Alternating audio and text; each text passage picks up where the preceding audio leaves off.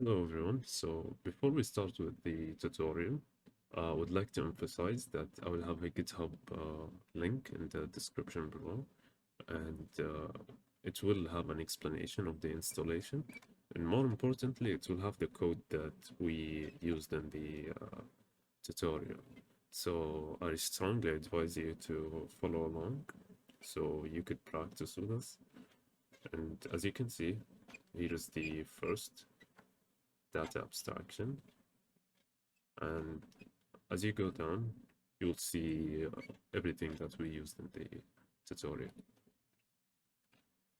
Thank you and have fun with the tutorial. Before we continue, I strongly advise you to go to this website. This is the main website for Swift, the official one. It has documentation and can help you if you're interested in learning more about Swift. It has libraries and packages and some articles regarding it. So if you're interested about Swift, you should check this website out. And Udemy also has some good courses, and the plus thing about Udemy is they provide certificates upon completing it. So if you're interested in learning in depth, here is like a lot of courses that can help you.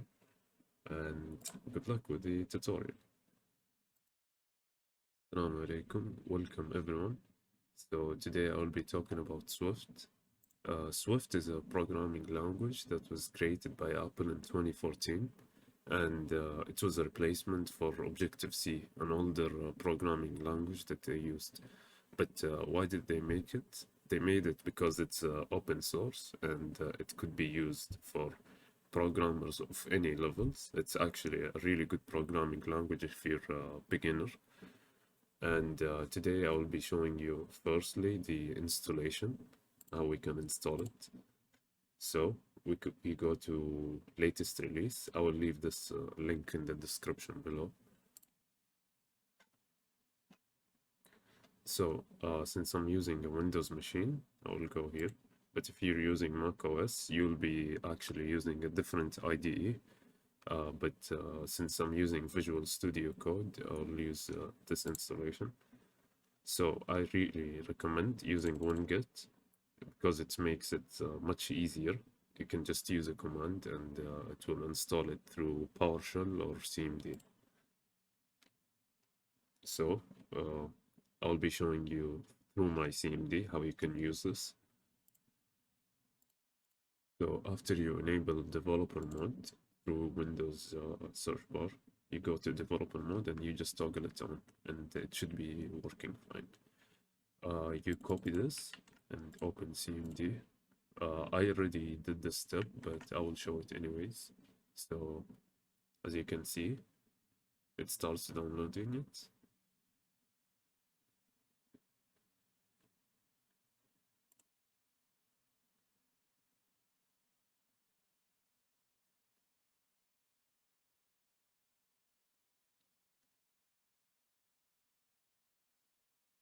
So you can't see from the screen, but Visual Studio just opened for me, but it's telling me that it's already installed, but it's still running.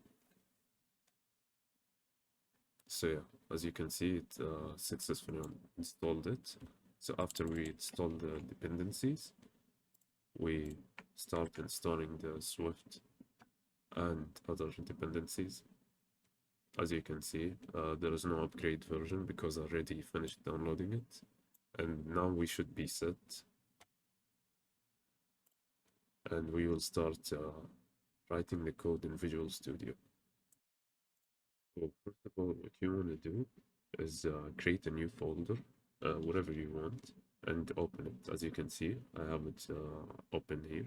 So before you start doing anything, you need to go to your extensions and search for Swift and download this extension. I already did that. Visual Studio makes it really easy. You just need to click enable. And after it finishes downloading, you can start running and building your code. This is crucial. You need it. So there is actually another extension, but it's optional. I think it makes it easier to run your code, but I'm not using it. So uh, after that, you should go to your file that you made right here. And we don't actually need this right now. So you open a terminal and you just simply write this command. So what this does, it makes a new project for you, and it should just take a little bit. Yep, and finished already. So as we can see, we have our main file right here. And what we can do right now, you can check your environment, see if it's set up. Already did mine. So what you want to do right now is type Swift, and for the first time it runs, it might be a little bit slower, but what this essentially does, it runs your whole project. We only have a singular file, but on your first time running it, you want to do this.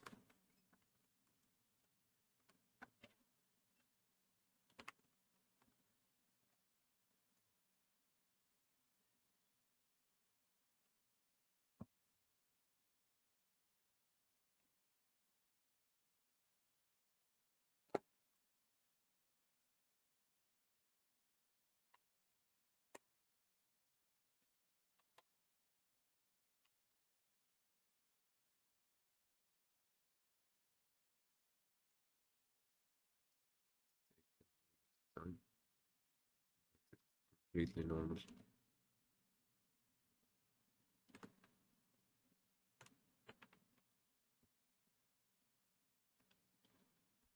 Okay, as we can see, it took 67 seconds to run the code, but it did it fine. So after that, what you would want to do is maybe make it easier for yourself.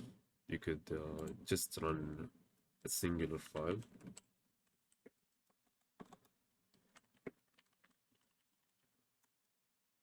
Awesome. Okay. Sorry. So let's just check if it's, yeah, as you can see, it's much faster right now. So now we're gonna compile it directly from here, and you'll see with the upcoming examples what we're gonna write. So before we start coding, I would like to say why you would be using Swift. Uh, the main point of using Swift is because it's developed by Apple and it has a really good ecosystem integration with Apple. It's also modern and intuitive. It's really beginner friendly. Unlike Java, you don't need to make a main method in order to start writing your code. You can just directly write it here in the compiler. So another reason why you would want to use Swift is because it's a cross-platform development, and it has a lot of safety features and performance. So you could be using different IDEs. I personally have been always coding in Visual Studio. There is also Visual Studio Community that you could be using. I chose Code because I'm more familiar with it. But for macOS, you could be using Xcode. You could also use Swift's Playground, which is something entirely different. Yeah, these are the three main ways you could start coding with Swift. So right now we'll get into the examples and show you some of the code that you could be doing, and I'll explain everything.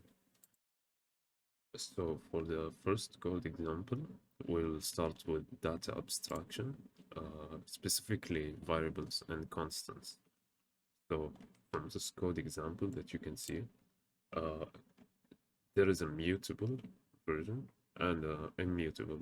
So what's the difference between them? As you can see, like we used the var keyword and here we used let.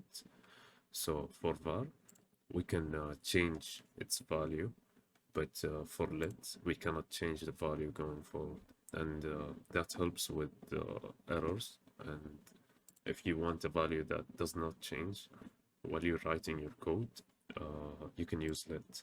And the second thing we can see is the colon here. So what does that mean in Swift? In Swift, when you use a colon, you specifically say that this value is a string. So since both of these are strings, we can see this example better. So we have the value of pi, it's 3.14159, and we did not assign it a value. We can go ahead and say it's an integer, but I compiled it right here since it took a lot of time, and it tells me that I cannot explicitly say that it's an integer, it's actually a double value. So after I remove the int value right here, it becomes a double. So same thing here. If I remove this, it says that it's an integer. But if I explicitly say it's a double, it's gonna accept it. But after running the code, it's gonna give me an error. So we could also do multiple declaration right here. 0. So as you can see, it accepted it right here. But after it said it does it automatically. But as you can see, it accepts it right now because of the comment that I put here. Oh, next thing I'll be talking about is primitive data types. So you can use the integer type, which is 32-bit or 64-bit, depending on the platform that you're using. Or you could be using integer 8. You can use it to whatever your needs are. So what's essentially the difference between them? The difference is in integer 8, this is the range that it goes to. If you go higher than that, it will give you an error. Or if you go lower than this, you will also get an error. Same thing here for integer 64. If you go higher than this value, you will get an error, and lower you will still get an error. So for floating point numbers, you have float, which is 32-bit, or you have double, which is 64-bit. So for Boolean, you can use it either of these ways. So as we can see here is the type inference. It automatically resolves it to Boolean, and it's because you wrote the value as false. And for character, you could use it this way, and here's an example for grade. Also, an interesting thing is Swift supports emojis, so you could use an emoji. I'll be showing. If you have the Unicode, I'll link it in the description. So let me show you here.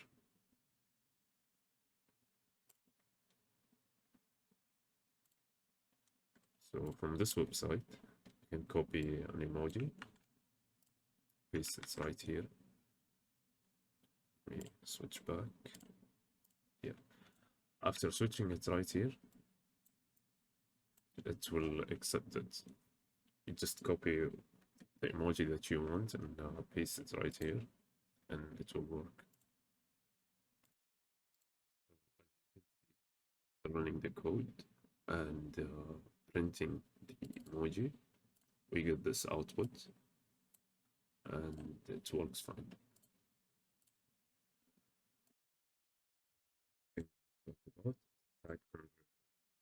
So as we can see from this code example, after letting integer as 42 and type inference putting it as integer, we can make another variable called double and setting it to double and with the same value as integer.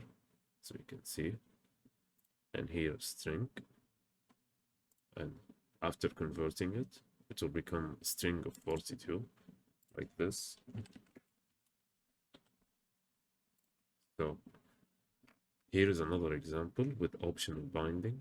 So if we list a number as integer 1, 2, 3, it will print out, as we can see here, successfully as an integer 1, 2, 3.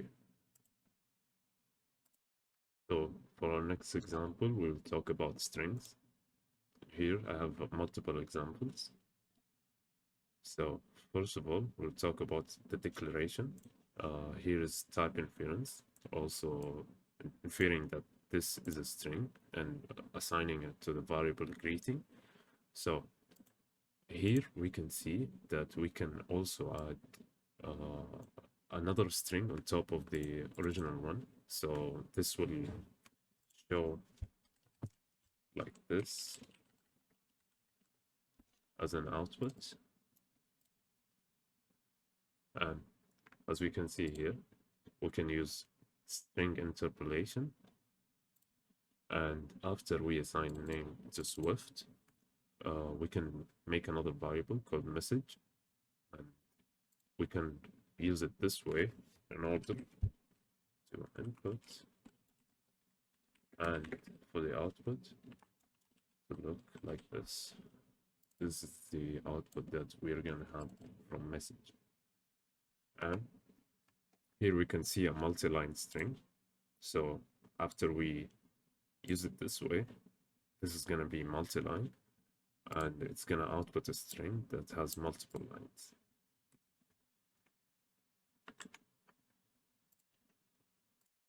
So now we'll start with advanced data types, and the first thing that we're going to tackle is arrays. So we can make an array of integer and explicitly say that it's an integer, and it works fine. And for our second example, we have string, and this is type inferred. So after we write the array, it will automatically check for it and assign it to string, or we can manually assign it like this. And we have some array operations.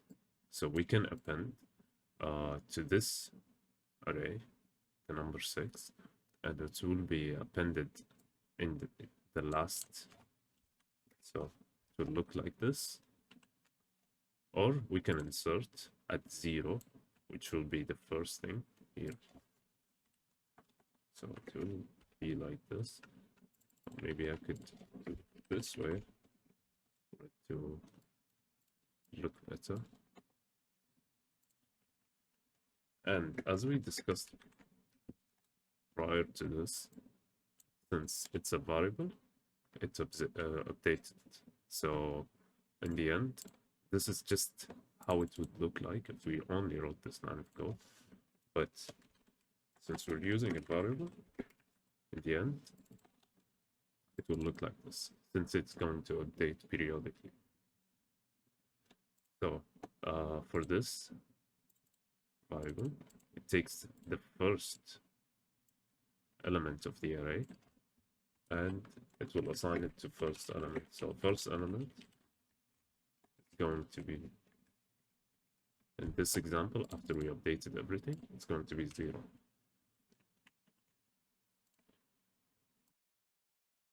So now I will be showing dictionaries and some operations related to it. So start off, we can see here scores as a variable, and we can also delete this to show you type inference. It also works with dictionaries. So after we assign Alice to 95, Bob to 85, and Charlie to 90, we can go to the operations and show you some of the operations. Let's start with this one. So if we let Alice score, and here's type inference again, scores Alice, we can print out her score, and it's running right now. I'll show you the output and also show you the output for scores. Okay, so we can do this. Yeah, so as you can see, it prints out Alice's score, and it also shows us the last, or sorry, So David's score right here to be placed. So now we'll talk about tuples.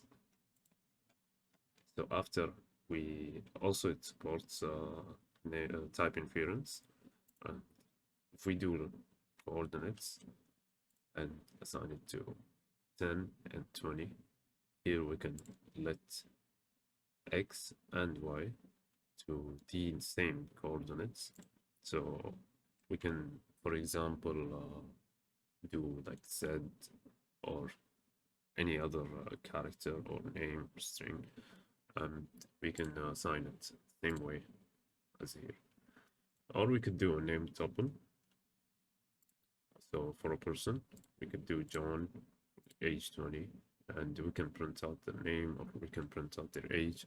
This is really helpful for data types. So if you have, for example, say a profile and someone has an address, you can just do it this way, person.address, and it will output their address. So the next thing we will be discussing is optionals. So what is optionals? So if we have a variable and it's optional and it's indicated by this question mark, it can hold string value or it can be null. If it's null, we will see here in the optional binding what will happen, or it can be explicit, or sorry, implicitly unwrapped. So what this means here, if we have an if statement, so if let name be optional name, if this is null, it will skip the if statement and it will execute the remaining code. But if it contains a value, it will execute correctly and it will print out a name. So for example here, we can see type inference and there is an optional name. So if it exists, it will uppercase it, but if it does not, it will skip this. Next thing we will be discussing is control abstraction and conditional statements. We'll start with the if else statements. So if we let temperature be 25, and say for example, if temperature, if we have this if statement, this will not execute since temperature is 25, it will not print out this. So if the temperature is above 20, it will execute this and it will print out nice day. And if it's neither of those, we assume that it's a cool day, so it will print this out if this is less than 20. But since this is more than 20 and less than 30, it will only print out nice day. So next thing we'll talk about in the conditional statements is switch. So here is a nice example. If we let fruit be apple, so this is the string assigned to fruit, and we have a switch case, it will look through all of these, and since this is an apple, it will print selected apple, and this is the default output. If let's say this is just gibberish and something that is unique, not in this switch statement, it will always print out this.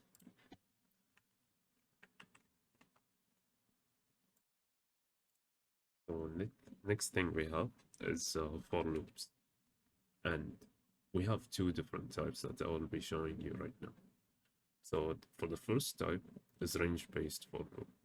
This is a unique way of printing out from 1 through 5. So for this example, what it's going to print is 1 and 2, 3, so until 5. This is a range-based for loop.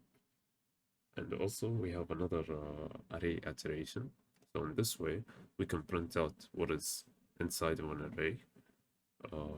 So for this, it's going to iterate going from apple and until orange. So it will print out the contents of this array this way.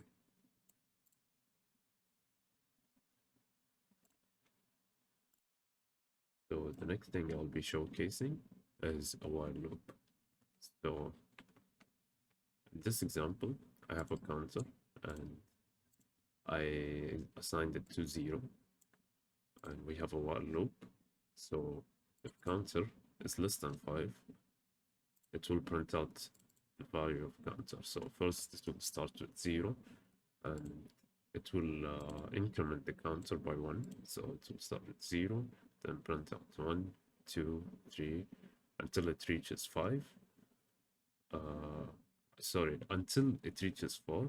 As soon as it increments to 5, it will not enter the while loop again. So this print out 0 till 4. So here is another example. This is a repeat while loop. So the main difference is it's like a do while loop if you're familiar with other coding languages. But in Swift, they use repeat. So it will repeat this. So print this, since this is a variable, it will start from 4, and it will print out 4, 3, and 2 until it reaches 0. So 4 till 0.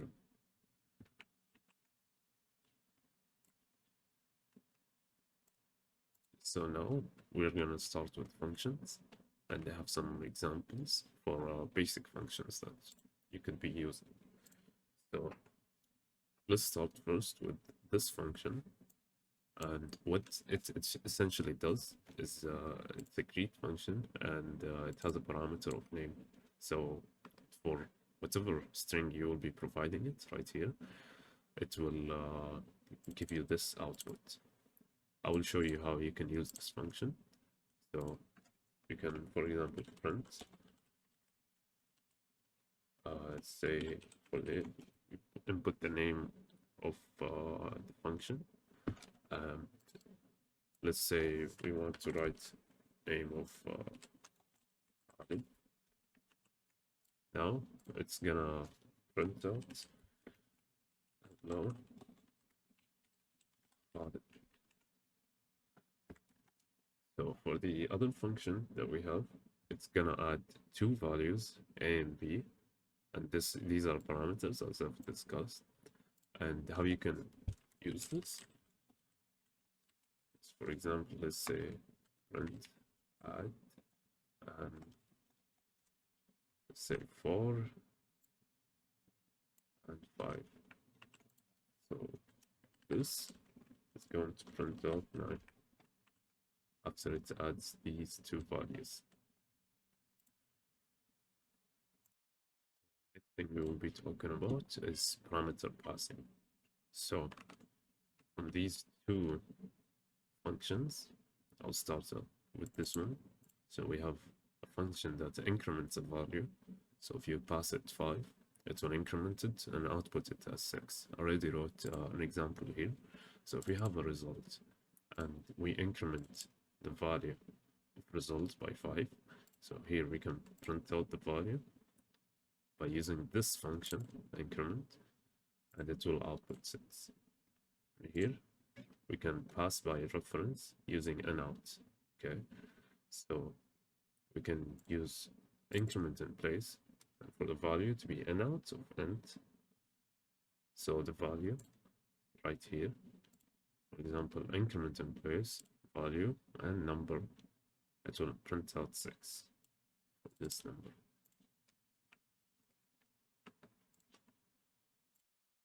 So now we are going to be talking about function overloading. So what is function overloading? Sometimes you might want to use the same name for a function. So as we can see here, we have 2 functions. One is called process and the other one is called process, the same exact name. So the main difference is for the first process function, it uses an integer. And for the second one, it uses a string. So what differentiates them?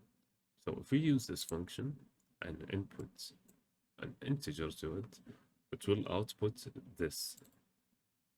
and function. This is going to be the output. If we have another, we call this process, and value is a string, it will use this function to skip this since it's a string. So this is going to be the output after we use this process. So last but not least, we'll talk about closure expressions. So what is a closure expression? It defines an anonymous function or a block of code that can be assigned to a variable or passed by an argument.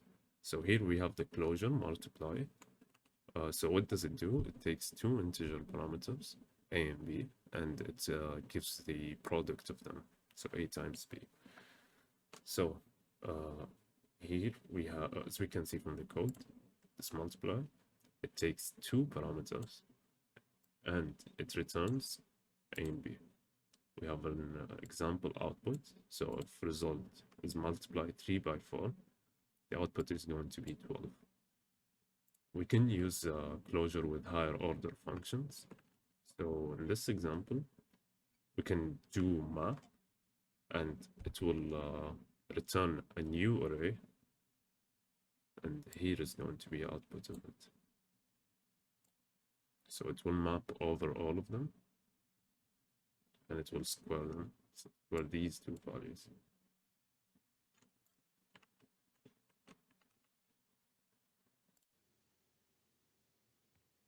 Assalamu alaikum warahmatullahi wabarakatuh. I am Abdullah Malki and welcome back to our video on Swift programming. In this segment, I will be walking you through some advanced concepts of Swift, focusing specifically on the programming paradigms and the key characteristics that make Swift such a powerful and versatile language. So let's dive right in. Supported programming paradigms. To start, Swift is known for supporting multiple programming paradigms. These include object-oriented programming, functional programming, and protocol-oriented programming. This multi-paradigm support allows developers to use an approach that best suits their project needs, whether it's organizing code into objects, working with functions as first-class citizens, or leveraging protocols for behavior definitions. Object-oriented programming. Let's talk about object-oriented programming in Swift. Swift language makes it very easy to create and manage data using classes and objects. For example, here's how we declare a class and create an object in Swift. We have the code right here.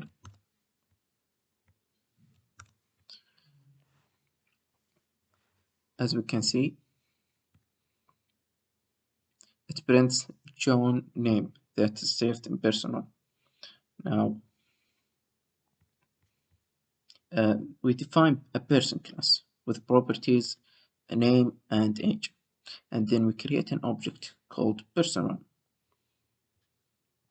And that applies to many coding languages. And it's very similar to Java. Now let's discuss some key principles like encapsulation, inheritance, and polymorphism. Let's start with encapsulation. Encapsulation in Swift is all about protecting data by restricting access to certain parts of a class. This is achieved using access control modifiers such as private, public, and internal. Here is an example to illustrate.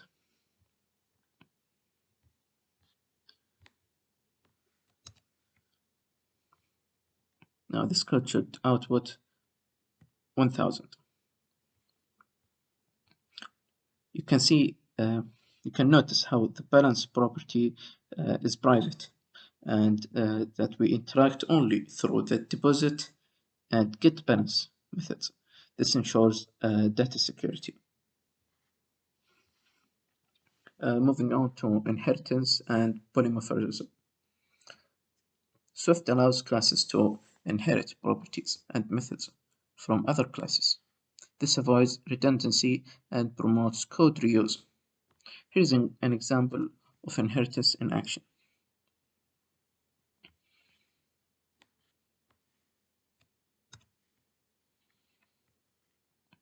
As we can see, we can run the code. It will output dog barks.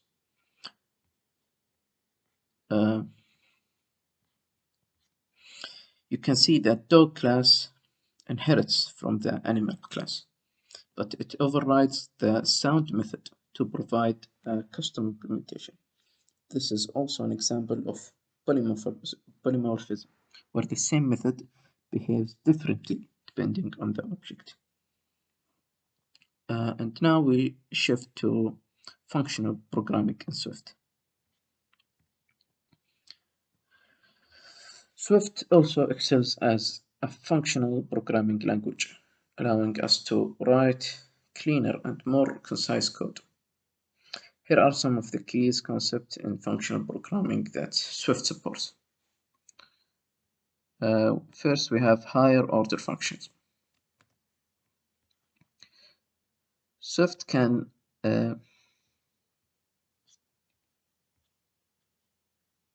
Swift function can take other function as an argument or even return functions. These are called higher order functions. Here is a quick example.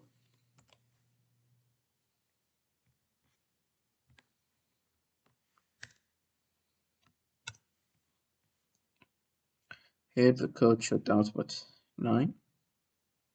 Here we pass a closure as the operation, which allows us to customize the behavior of the apply operation function dynamically. We have also first class functions and lazy evaluation. Another key feature of Swift is that functions are treated as first class citizens, meaning you can store them in variables and pass them around like any other data. Swift also supports lazy evaluation, which delays computation until they are actually needed. This can improve performance in certain cases. We have a code example also.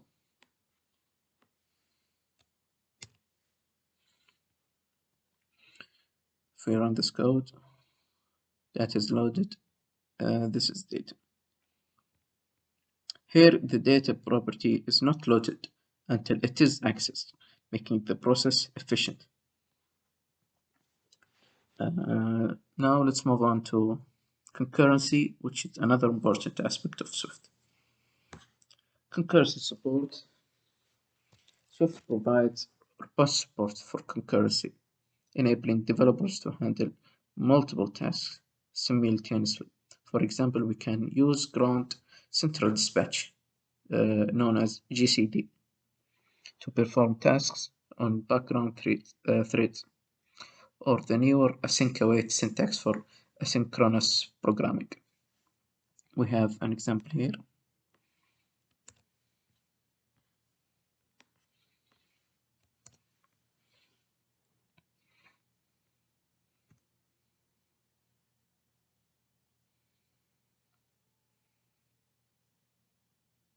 I think the online compiler here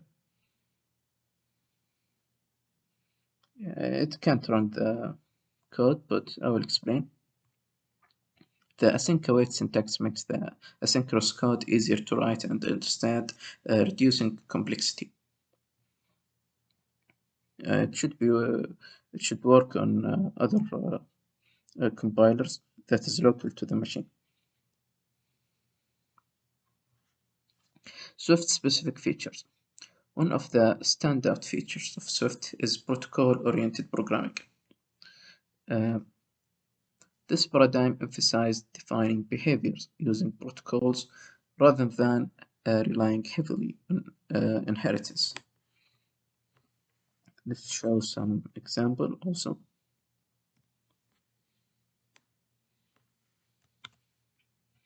Here the output should be driving a car.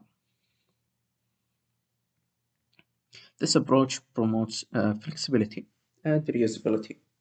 Another feature worth mentioning also is Swift use of optional types, which helps eliminate null pointer errors by requiring explicit handling of potentially missing values. The examples for voiding null pointer.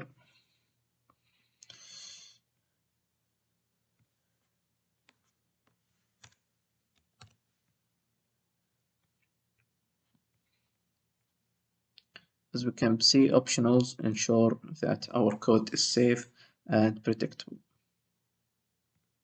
Let's run.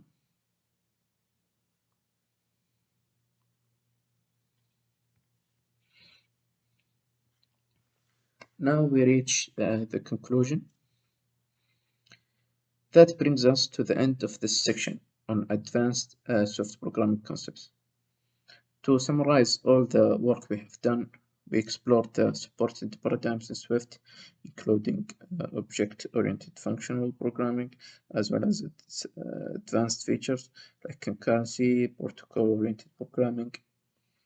I hope this was deep enough to give you a better understanding of Swift. This is also my first time learning about this language. I had some problems into getting into this language, but the similarity to other languages helped me to quickly understand and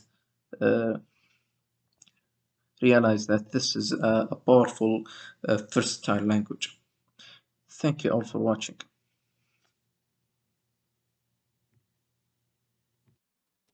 So now we are going to start with the MCQ section. So for our first question, what is the correct way to declare a constant in Swift? Is it A, B, C, or D? I'll give you a minute to think about it. Okay, so the correct answer is C. Why is that? So if we want to declare a constant, first of all, constant is not correct, as we can see. Does not generate. For var, it does declare it, but it's not a constant, since constants are made with the let keyword. So var is not a constant. So let's see D. As we said, constant and const are not even keywords in Swift. So here's the correct answer.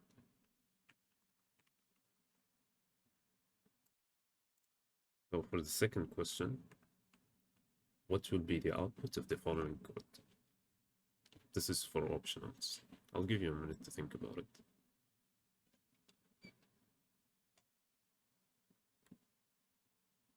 Okay, so the correct answer is B. So why is that? So since name here is null because of the optional binding, it will fail and execute the else block. It will not execute this. So the correct answer is B.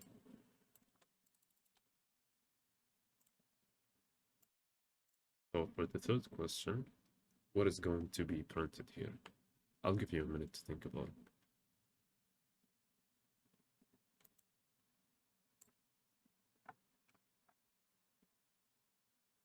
Okay, are you ready? So the answer is B. Why is that? Because the dog class overrides the sound method from its parent class animal here. When called on a dog instance, it will execute the overridden version, printing dog barks. So this is the correct answer. So for the fourth question, which statement about this code is correct? Let's now go. So is it of type float, double, integer, or it will not compile without an explicit type annotation?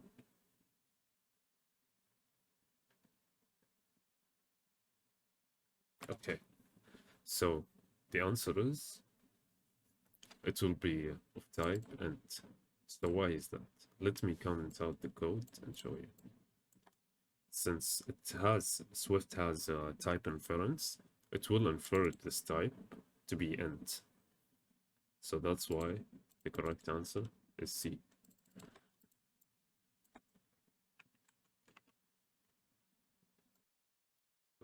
question 5, which is the last question. Why can't we access balance directly from outside the class? I'll give you a minute to think about it.